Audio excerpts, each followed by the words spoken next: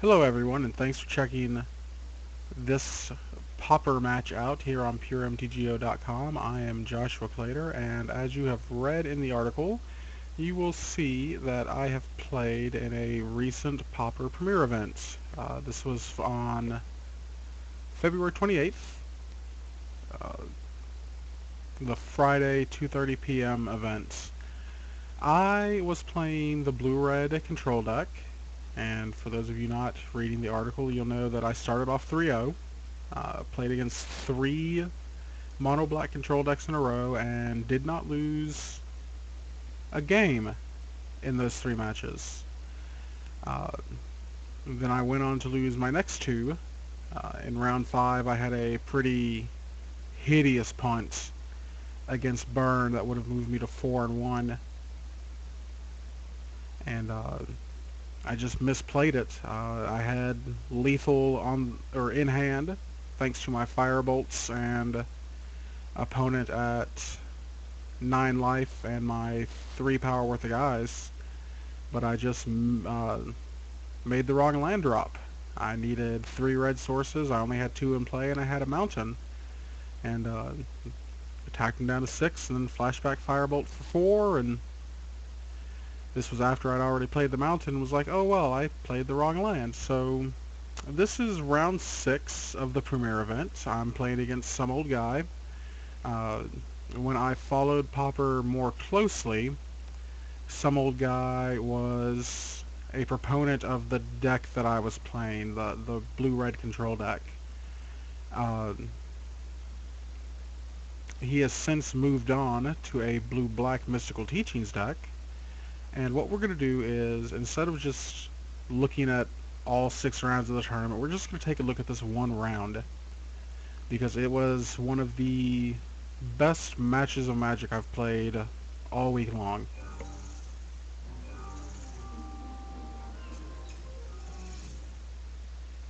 Alright, so it's control on control.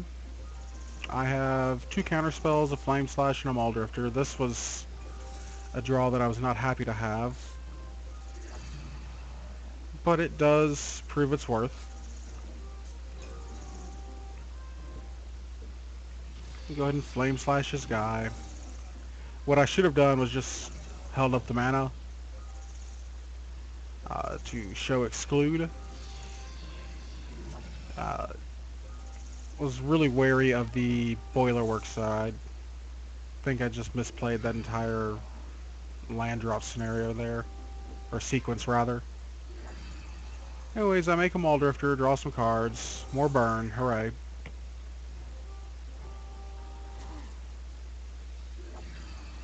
And at this point, I'm feeling pretty okay about where we stand in this match. Or in this game, rather.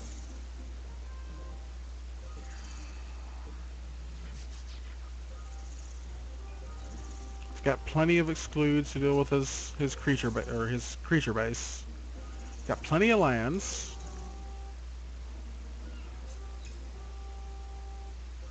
And there's a Mystical Teachings, which gets a counterspell.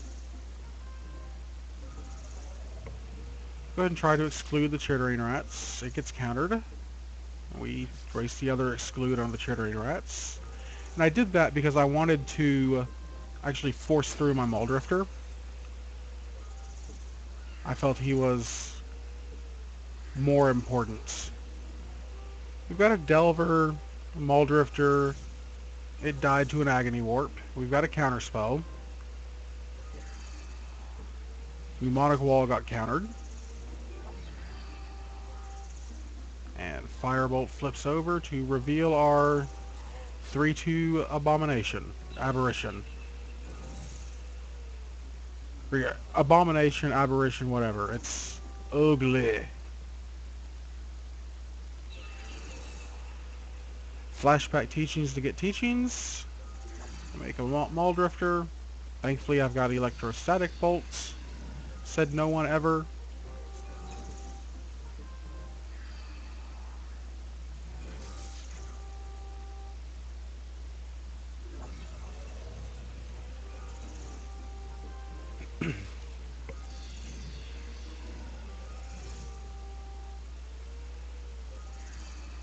and Grim Harvest, which I feel is one of the best reasons to play a blue-black control deck, is you have the Grim Harvest engine.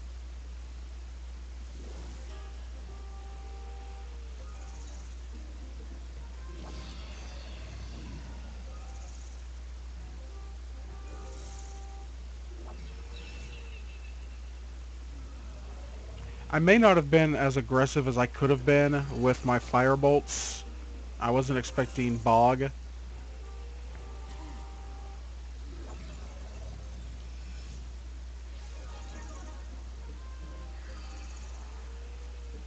Both of those cards were put into the bottom. There was nothing there. And at this point, I'm pretty sure I've lost the match, or the game. He's got an active Grim Harvest. He's recurring Maul Drifters, or Chittering Rats.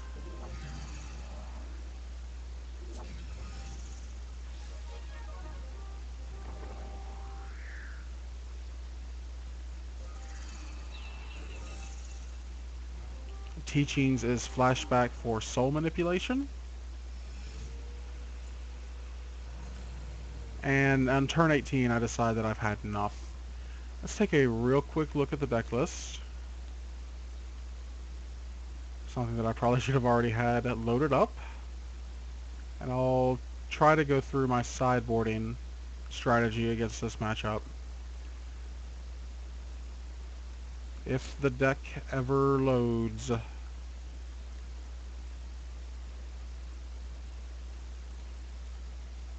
Let's try it again.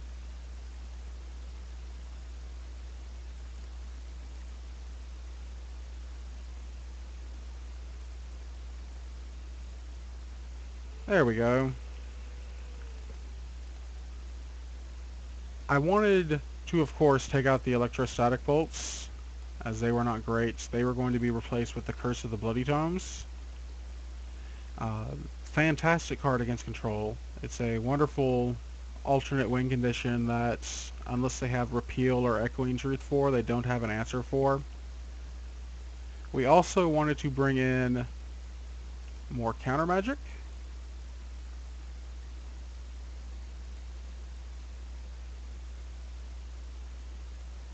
Though I did not bring in the Hydroblast, because bringing in the Hydroblast was not a necessity, thanks to there being no red spells. If I recall correctly, I'm pretty sure I sided out the Flame Slashes, a Research, and a Preordain. I wanted to keep the creature count high. We were still going to be able to have really good card filtering and card draw with the Maul Drifter and the Oracle and the Preordain and the other researches. And we would have plenty more counter magic, and we would be able to win off our curse. So let's go to game 2. Pretty good hand. We get a Delver, have a piece of counter magic, a Firebolt to deal with a problematic creature if need be. Don't flip the Delver. Put 2 mountains on the bottom with a Preordain and play our Boiler Works. I missed an attack, because that's how I do. And then drew another land. And of course the rats make me draw another one, since I put the mountain back in my hand.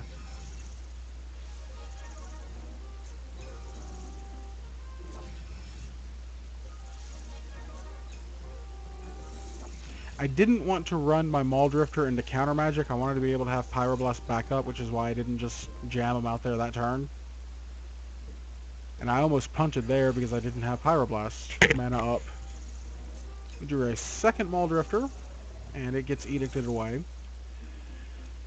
At this point, I'm just hoping to draw the Curse, because he's got 6 cards in hand, and I'm not confident that my creatures are going to win this game for me.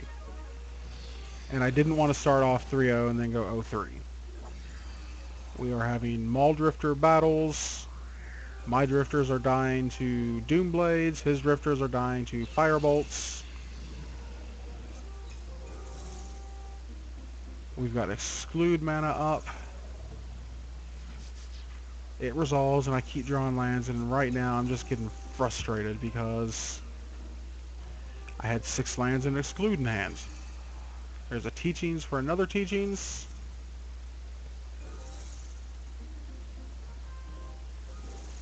And a Serrated Arrows that really doesn't bother me any at all.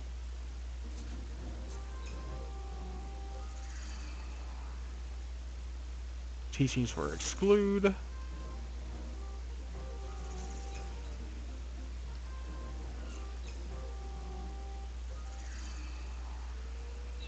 Teachings for Counterspell. Things are not looking good.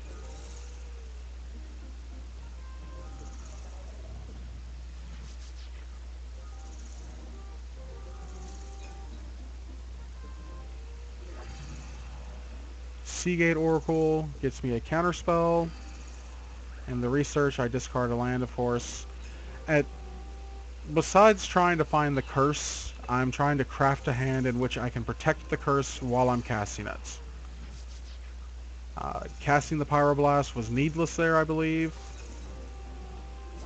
It would have been better off, I feel, to hold on to it. But he's just got so much of an advantage against me.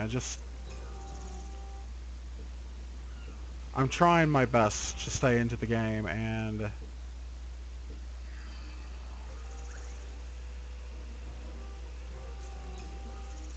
I go ahead and discard a Firebolt and a Dispel instead of just casting the Preordain. Put the island on the bottom and play the Muldrifter. We cast it, it gets excluded. I Pyroblast the Exclude, it's Hydroblasted. I exclude my Muldrifter.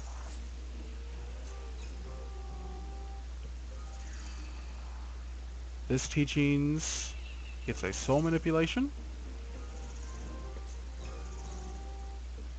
Still looking for that curse, because I know if I get that curse, things are going to be fantastic. And I'm down to 16 cards in my library. I've got very little threats left. He's at 20 life. I should have just cast the Firebolt there. Just dealt 2 to his dome. And we finally drew a curse off that Exclude. We're down to 14 cards. We play the curse. It gets countered. I Pyroblast. He counters back. I counter back as well, or dispel back. And suddenly things are looking pretty good. I may be at 12, but he is losing 3 cards off of his library every turn. And I drew the second curse, and that ended it. I made no changes to my sideboard. Let's get to game 3.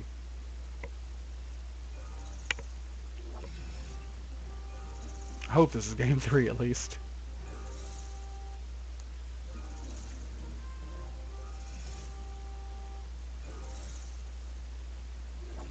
And while he rats me, I go ahead and start to take or make the switch to using Muldrifters as divinations. Eventually, I make that switch, I believe.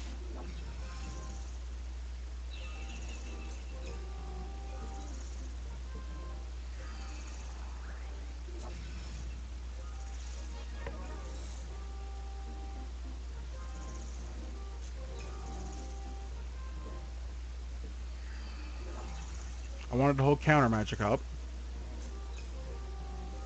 because I didn't want a really bad spell to resolve and just end me. I dispel his first Teachings. I make a Delver, and I'm going to make him answer each threat individually. That Teachings gets another Teachings. And it's around this point, I believe, that I'm just looking for Curse again, because I don't have enough creatures to actually deal with all of his removal. Typically, when you're playing against a control deck, it's the last fatty that they can't deal with that beats them. And I'm not running Ulamog's Crusher, so I don't really have a fatty with which to kill him with. Tries to exclude his Muldrifter. It resolves. Play a Delver. Gets dealt with.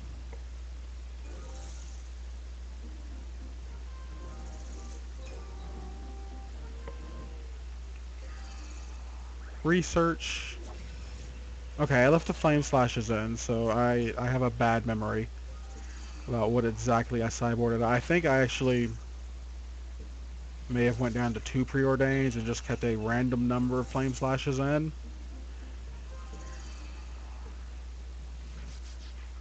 Because like I said, if I can't deal with a creature, then the last creature he plays that I can't deal with kills me. And a Seagate Oracle will plunk me for 20.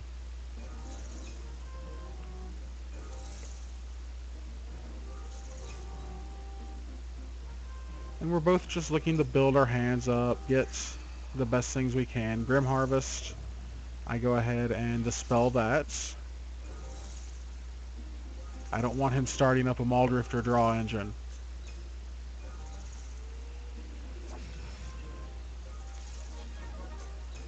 Because that is not good for me at all. Just evoke the Muldrifter, recover the Grim Harvest.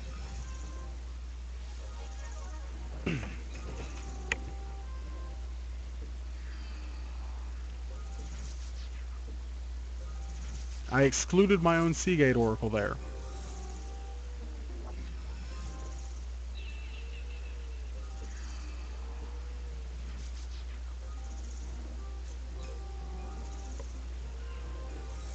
I'm down to 22 cards, still looking for one of my curses.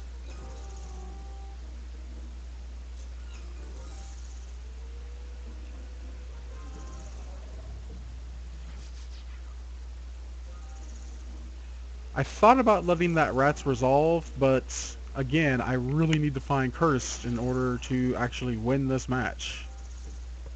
I found the Curse, I cast it, it resolved. So we're looking at a 32 card life total. Because let's face it, I'm not going to actually deal 20 points of damage to him.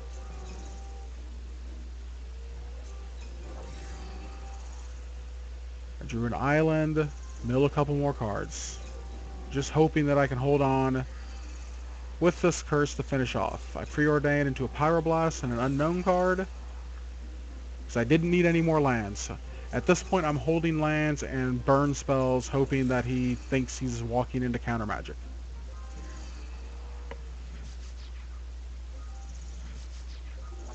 I go ahead and let Seagate resolve because it's another point of damage towards his life total. And by life total, I mean his library. Get the Pyroblast over the land off that Seagate Oracle. Ghostly Flicker I let resolve because it's another card off the top. And I need him to deal as much damage to himself as he possibly can. It's now 15 to 12. Another Seagate Oracle happens. I let it go. A third Seagate Oracle happens, and now I'm getting a little bit more worried because that's more of a clock where I'm finally up on library count. He's got 10 cards to my 11. He repeals my curse. I Pyroblast. He negates. I counter back. My Pyroblast resolves.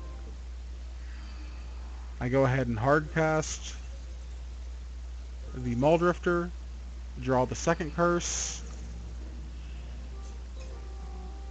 I went ahead and ran it out there because I felt his hand was weak.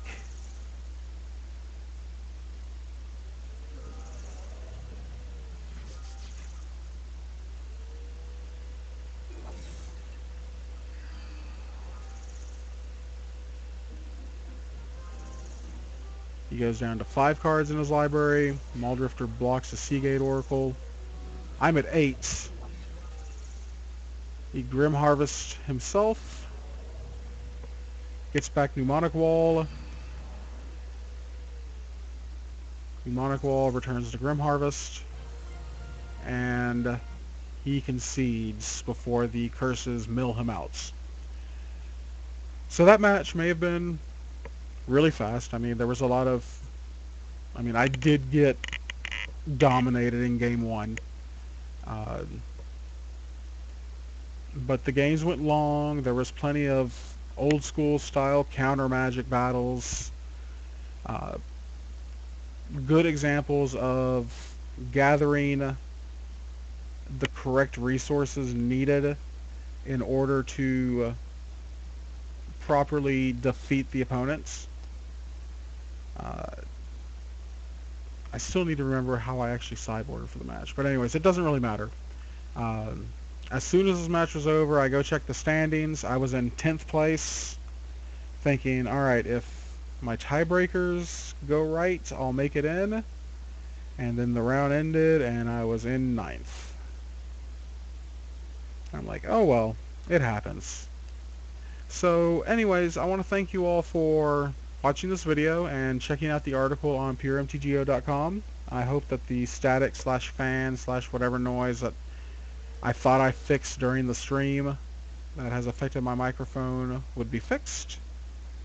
But I apparently did not, so thanks for putting up with that.